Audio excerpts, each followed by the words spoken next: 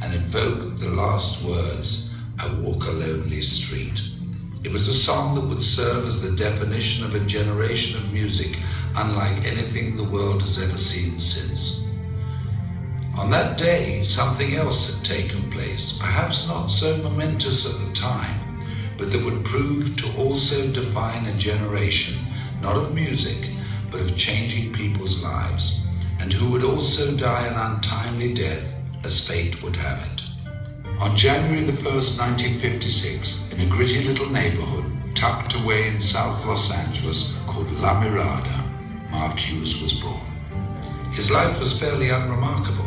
Born to Joanne Hughes and raised by her and Stuart Hartman, whom she married, Mark was probably reared much like many of us. Mind your manners, be responsible, keep your elbows off the table, make good choices. He was skinny and good-looking, polite and friendly, and very protective of his two younger brothers. The quietest of the three boys, he'd inherited his mother's good looks and Stuart's focus and intensity. Like many families of the day, Joanne and Stuart moved the family to Camarillo to try to provide a better life for them, to build a future and keep the family safe.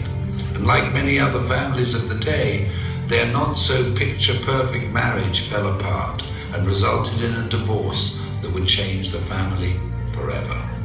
Mark's childhood was like many in the growing suburban community: school, day trips to the Channel Islands, bicycle rides and fishing outings. That all came to an end after the divorce, and Joanne began to chase her youth, trying fad diet after fad diet. It was a scary time for Mark, and when Joanne became sick in 1969, when Mark was just 13 years of age, the family returned to La Mirada. They lived with her parents, Mark's grandparents, Lawrence and Hazel Hughes, who took the family in and took care of them as only family could. But despite their best efforts, and with Mark's never-ending grief, Joanne died of complications from the deadly combination and steady use of weight loss and sleep aids. Mark was only 19 years of age. It was then he decided he would make a difference in the world, with his mother as his beacon, and the goal of preventing what had happened to her happened to anybody else. While fundraising for a California youth group, Mark had found his calling.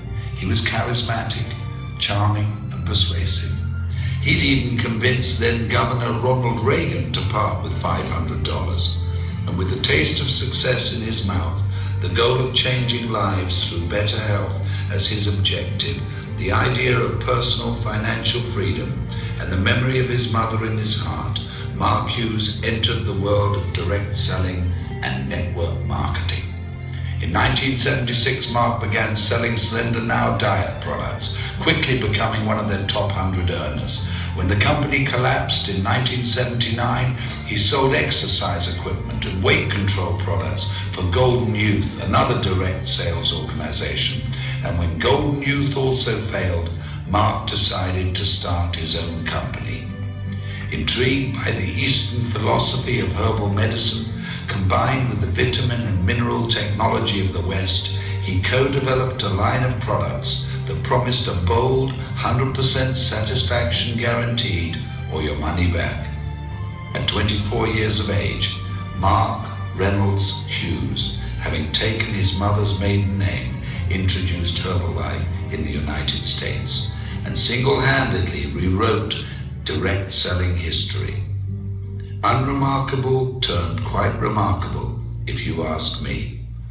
I often wonder what he would think if he could see us today, sitting here in this arena, looking at how big our organizations have grown, reflecting on the company's incredible retention rate, tasting our new products, walking into a nutrition club, celebrating success at a new president's team experience.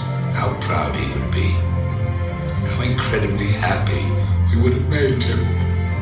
I know in my heart, as many of you do in yours, that his light is what has made this possible, that his vision is what fuels us, that we are forever changed because of his influence on us and his belief that despite what we may think of ourselves every now and again, we're truly remarkable human beings. What a gift we've been given. What an incredible, invaluable, unique gift. I had this incredible dream when I wanted to start the Herbalife company that we could help people lose weight and we could help them do it safely, and they would have not just hope, that they would have reality